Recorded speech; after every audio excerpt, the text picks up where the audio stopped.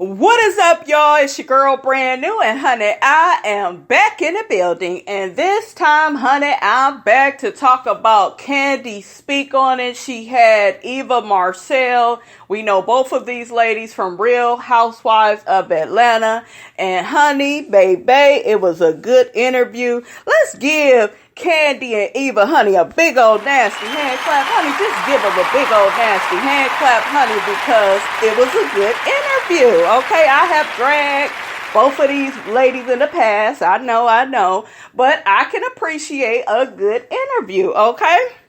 So, in the interview, they ended up speaking about Eva's start on Top Model, and does she still keep in touch with the people on Top Model, like, I believe, J. Manuel, Tyra Banks, Yaya DaCosta, and Takara Jones, and Eva says she still keeps up with everybody.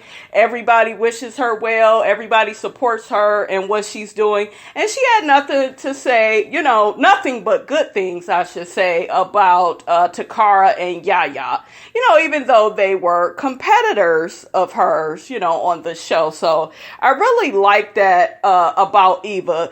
Throughout the interview, she gave everybody their props. She really did. And I thought that was very classy for her to do that. Like even the ladies on Real Housewives of Atlanta. One thing I learned about her and her whole top model journey is Eva just happened to go with a friend to the audition for Top Model. She wasn't really trying to be a model, but she told her friend she would go with her and support her. And if she got in, she got in. And she ended up getting in, and I don't think her friend did. So I was like, wow, that was really a fluke.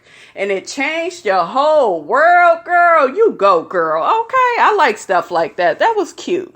Eva also talked about her reputation on Housewives and how she was seen as somebody that doesn't have anything.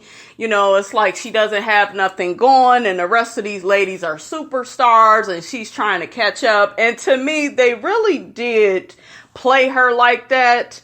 Cause season 10, it was like, yeah, Eva was, on Top Model and she made it and this, that, and the third. It was kind of more respect there. And then once we got into the Kevin McCall situation, him being abusive, it was just kind of like she was just another woman off the street that has went through domestic abuse. Let's keep bringing up her abusive ex.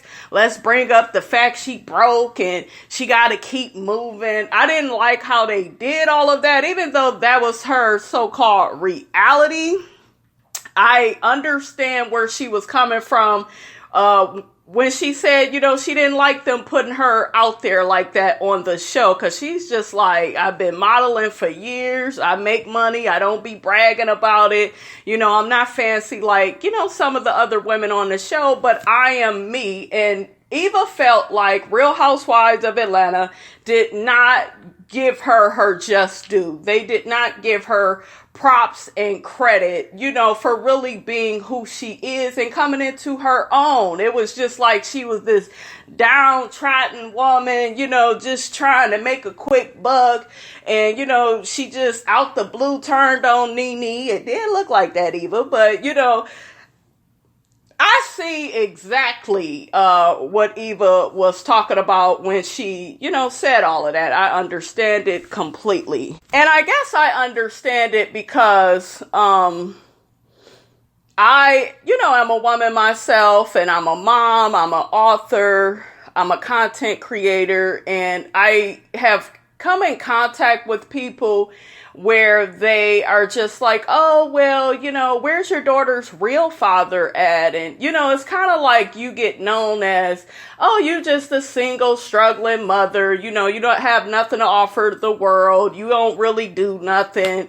People have to break you down, it feels like, to build themselves up. And I definitely can attest to, what Eva was saying about that and how that would make her feel or anybody feel, because I feel like when people do that, they are doing you and themselves a disservice, because they are not truly trying to get to know you, but just trying to label you and put you in a box. I remember I met a lady a couple of years back, and she was just like, yeah, I like to travel and do this, and I don't have any kids, and you have a kid, and and I'm able to do what I want when I want, and you can't do that with kids. There are plenty of people. My mother had 3 children, and she was in New York. She has been to New Orleans. She then been to Cali. My mother has been all over the freaking place. So I saw somebody with 3 children travel and live their life. And I feel like when people try to put you in this struggle box, it's just like, it's really sad. It's blatantly disrespectful and it's hurtful. I just feel like as people, we should all be uplifting each other, and, we should encourage people, not, well, you just a single mother and you don't get to go nowhere and I get to go everywhere. Like, stop disrespecting people. Okay. See people for who they are. Okay. Appreciate people's artistry. Okay, so I remember I would tell people, though, yeah, I got books on Amazon. You got books on Amazon, huh? You actually write? Yes, bitch. Put some respect on my goddamn name. You speaking to a motherfucking author. Okay, shout out to Maya from Girlfriends, authoress, honey. Okay, y'all remember when she started writing them books and started acting all extra? I love that show. But anyways, though, yeah, it's like I'm a content creator. Don't come at me like that. I came from Self-Expression Teen Theater where they made me a student coach because the girl was bad. Y'all saw my cocaine monologue, honey. Okay, put that respect on my name. Okay. And I made sure I uploaded that to my podcast on YouTube. That way you guys see where I came from. And a lot of you all said, damn, you was still the same way. Because I was 17 back in those set videos. You was the same way as you is now. You a strong, no-nonsense woman. You know how to speak to people. You got that big voice. You're beautiful too, girl. You go, girl. I love that I was able to show you guys that I ain't no damn fluke. I ain't just come out of the damn sky. We've been doing this shit. Whether I've been doing it in set, whether I've been, working on my books, which are on Amazon, honey, under Brandy Robinson. Make sure to check them out, honey. They are nice and affordable. They are ebooks. $2.99, honey. And I think one of them, the highest one, is probably like $5.99. But you got the coins. Go ahead, honey, and make it happen. Okay, how you doing? Okay, honey, this is about Eva. Let's get back to Eva, honey. Okay, I done went off on a tangent. Okay, so they end up talking about Eva being a colorist, and a lot of people found Eva's comments on the show to be very negative and degrading to Black women. The first comment was calling Shamia Black with a Q. I think that is what got under a lot of people's skin. And I understand it because, it did look like that. But Eva said she was talking about Shamia was not a part of a singing group the way that Shamari was. And Shamari has already made it and is the star. And who is Shamia? Nobody really knows her. So she was like, I was throwing shade. And like Kandi said in her interview, you should have just said it like that. You should have just really explained it. Eva has a habit, you guys, of saying things and not properly explaining it in the moment. And she doesn't own her shit. That's why people have so many issues with certain things that Eva said. Now, the whole nappy head comment where Kenya called herself reading her on the reunion, I talked about that. Eva is a Black woman, and I'm really sick of certain dark-skinned women acting as if because you are lighter than them, that excludes you from the Black experience, and life has been perfect for you because you're light-skinned, and you have to watch out for my feelings. I can look at my own life, and I've always kind of been cool, with a lot of dark-skinned women. I haven't really had too many problems, but I've had some dark-skinned women that thought that they was gonna bully me because I was light-skinned, and bitch, it ain't gonna go down like that, okay? I will get in your ass, okay? Don't be thinking cause she cute, and she light skinned, she can't get with your ass. I will get with you, honey, and read you for filth. And these women have learned that. They like, oh, she don't play. She'll cuss my ass out. I had some lady tell my mama that, like, damn, I thought your daughter, I thought I was going to talk to her any kind of way. And my mother was like, my daughter don't play that shit. My daughter be trying to get me together. So I have experienced that, you guys, and I can relate to Eva, being a lighter skinned woman where people think they can say whatever and then you can't make certain comments about the black community because you're so-called not black enough. And I just feel like a lot of dark-skinned women need to learn to love themselves and feel confident with themselves.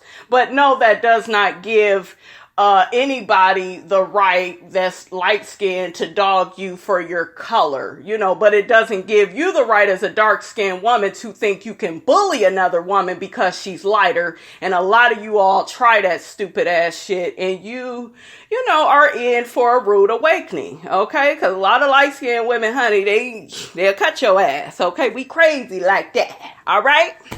So they get to talking about Eva's issues with Portia and, how she called baby PJ Dennis with a bow on top. Now, most of the women on Housewives, I think I've heard Cynthia and Nene say that, the baby looks like Dennis. And a lot of people is looking at Portia sideways, like, why is she so mad, when Eva says it? Number one, I think is how Eva said it. And then number two, I think that Portia is a bit insecure with how her baby looks.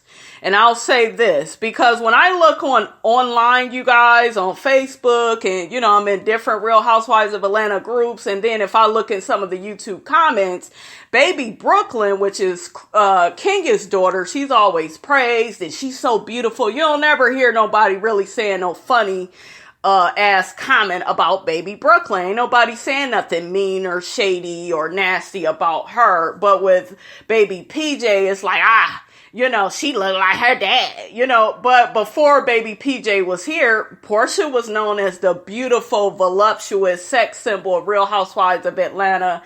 And her baby does not get that same respect as far as being called pretty and beautiful. To me, the baby looks a lot like Portia. If you put a picture of Portia up when she was a baby and her daughter, they look damn near identical. So I don't see why people are just saying, oh, she looks like Dennis and being dismissive. I feel like when they say stuff like that, they're being negative and mean on purpose. And it's kind of like the same thing with Blue Ivy. People try to just, dismiss her like, oh, she just looks like Jay-Z. Where's Beyonce? Beyonce is known for being beautiful and just attractive, even when she was a little girl. And Blue Ivy doesn't really look like that. People can be very negative, nasty, and hurtful. And I think that Portia really took it too hard because, she's a mama bear. This is her baby and she doesn't like people, saying all these negative comments. So for Eva, as somebody being her friend, to say that, even though, Eva got caught up in a moment and, was going off on a tangent, I just think it really hurt Portia. So I think it was a combination of different things with that. And it's just sad that Eva says that her and Portia are still not cool. Portia has unfollowed her, and Eva has, tried having a conversation with her after the fact, and Portia got to calling her all types of bitches. And we saw how Portia got to telling her, girl, I will virtually kick your ass, honey. I was cracking up. But, it's just sad that, these two may not ever be friends again. I hope that, they can at least be cordial. What I did like in the interview that Kandi had with Eva is Eva had nothing but good things to say about Portia's activism, her out here protesting, putting her life out on the line, like, the way that she has. So I like that Eva gave Portia her props, and she says that I will always commend her and give her props and her respects for anything, that she is doing for our community. So I really, really appreciated Eva still having some kind words to say about Portia, even though they are not in the best place. Another thing I noticed in the interview is Eva when she was mentioning, Nene has said that the baby looks like Dennis, and these other people said the baby looked like Dennis.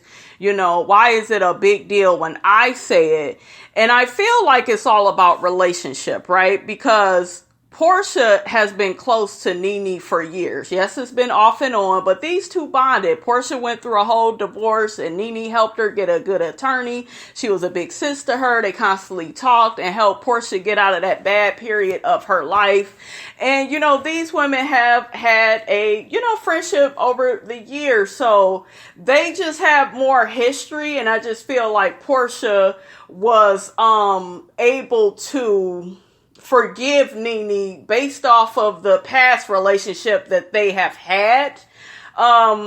As far as when it comes to Portia and Eva, I think that Portia kind of looked at Eva as somebody that she was still getting to know. And then she's like, oh, you saying all these offensive things about my child, so I can't easily forgive you the way I did Nene. But we also have to remember Portia didn't just easily forgive Nene. She was mad most of season 12, about Nene talking about her body during her pregnancy. They did not, end up being cool when the season started. It took, the season to progress some for Portia to forgive Nene and Nene to forgive Portia. So Eva has to understand, I don't feel like Portia, because she tried to make it seem like, well, Portia, has selective memory and, she remembers when I say things, but when these other people say it, it's like, Eva, come on now. They got the relationship and you're just kind of now coming on the show, making friends. You don't have that same relationship with Portia the way that Nene does. So hopefully we can give it some time, honey, and these two can be cool again. What do you all think? Kandi had asked Eva, would she ever, come back to the show, Real Housewives of Atlanta. And like I told you all before, she just felt like the show did not showcase her in the best light. And I like that Kandi tried to tell Eva, you got to get ahead of your storyline. And if you want them to focus on certain things in your life, like your bedding, your CBD oil, and all the stuff you have going, you got to kind of have events and you got to promote yourself. And see, Kandi is a hustler. She an old school hustler too. And that's very different, honey, from these new school hustlers. Okay, how you doing? But Kandi understands the rhythm and the flow and how the game is played on Housewives, and she has used it to make tons and tons of money. Whether you like Kandi or not, that woman is a phenomenal businesswoman, and I will always give Kandi her props for that. Don't really care for her personality, but I always will give Kandi a lot of credit for that, because not a lot of black women, know how to market themselves and know how to, make lemonade, honey, out of a lemon, honey. Shout out to Mama Joyce. How you doing, Mama Joyce? Remember when she called Todd a lemon? Shade, honey, okay? Y'all remember when Mama Joyce told Phaedra, I forgot what season that was, she was like, why you introduce Kandi to one of the workers? Not one of the workers, honey, not one of the workers. Why you couldn't introduce her to any of them big time attorneys that you know? And why you introduce her to a short man? Your man ain't short. She kept comparing Todd and Apollo, honey. I was just cracking up. That shit was funny. Eva brought up that she doesn't, what the show Real Housewives of Atlanta is about. She feels like they just want a whole bunch of black women arguing and going back and forth and being negative. I don't think that that's all we get from the show. It's like Kandi said, you got to get ahead of your storyline. And Eva, like Kandi told you on this interview, you have to own your shit. And she finally owned her shit. When it came to Portia, she admitted that she did kind of go in on her. And she went in on her because Portia, y'all remember, ran back and told Kenya that she didn't want her kids around her because she didn't really know her like that and didn't know what to expect. Portia was all the way wrong for that. So I already clocked her on that. check out my video on that. And I think it should be like in my Real Housewives of Atlanta playlist if you haven't already. But yeah, you gotta own your shit. You gotta not personalize. And I know it's hard not to do that because this is a personal show. This is about your brand. This is about your family. You just gotta know how to play the game. And I do not feel that Eva, even though she did Top Model, it was a completely different show. I do not feel she was equipped to play this housewives game. Because when you are not owning your shit, we, the viewing audience, we can't really like you like that. Like, I started off, y'all know I was a big fan of Eva, and I still, somewhat is a fan of her, especially her Top Model days. And I do like Eva as a person. She seems very humble, very genuine, very free-spirited. She seems to be very, normal and relatable. So, she has that going, but, you have to just watch how the game is being played, and you have to know how to play it. And when people are holding your feet to the fire and saying, why did you say this? You have to be in the moment and admit to it. You can't be admitting to shit either a year down the line or some months down the line. And she was horrible, you guys, with that. And I wish she would have owned that on this interview. She did take some responsibility for some stuff, but not all of it, Eva also brought up the fact that Kenya is very different, in real life than she is on the show. And Kenya helped set up her bassinet, brought it to Eva's house. Kenya always called to check in on her. And, all of that sounds nice and good, but I just feel like they should have showed that on the show. That way we as the viewing audience can see that side of Kenya. And Kenya should be more strategic in showing the better parts of herself on the show instead of being a mean and nasty bitch. Because I feel like if you can go out of your way to be the villain, then you can also show us the softer side of Kenya. And I feel like this next season, and stop talking about people's kids. To me, that was just really a low blow, you guys, when she was going in on Nene's children. See, it's shit like that, Kenya, where I can't get with you and I don't see it for you. Speaking of Kenya and Phaedra were compared. I was watching somebody's recap of Marriage Boot Camp, and they got to saying that Phaedra and Kenya is the same person. No, they're not. Oh, they both lie, but why do people like Phaedra? First off, you can't stop people from liking Phaedra. We like what we like. You like this hell on wheels that we call Kenya.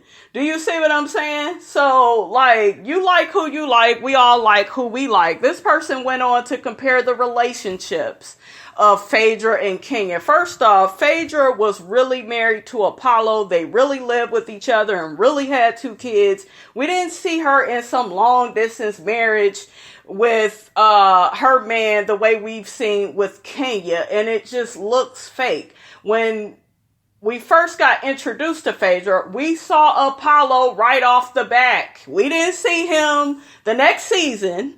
She came on season 3. We didn't see him, season 5 or 4. We saw him season 3 right along with Phaedra to put on their united front and, be in front of the cameras. We saw an actual relationship. We saw when shit was good and we saw when shit was bad. We did not really see that with Kenya. The way that Kenya introduced Mark on the show was a big no-no. If people are already questioning the validity of your relationships, then you have to make sure you are presenting your relationship in the best light, and you have to be transparent and honest.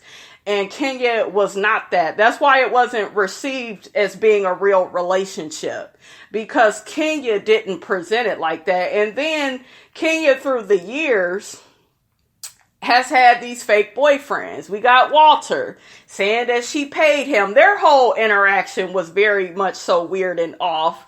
the whole situation with Matt. You know, you claim you this strong woman and you stand for this and you stand for that, and you go head to head with these girls, but yet you allowed a man to disrespect you and dishonor you and break your security camera that's outside your house and fuck up your car and break shit in the house. She allowed that man to run amok.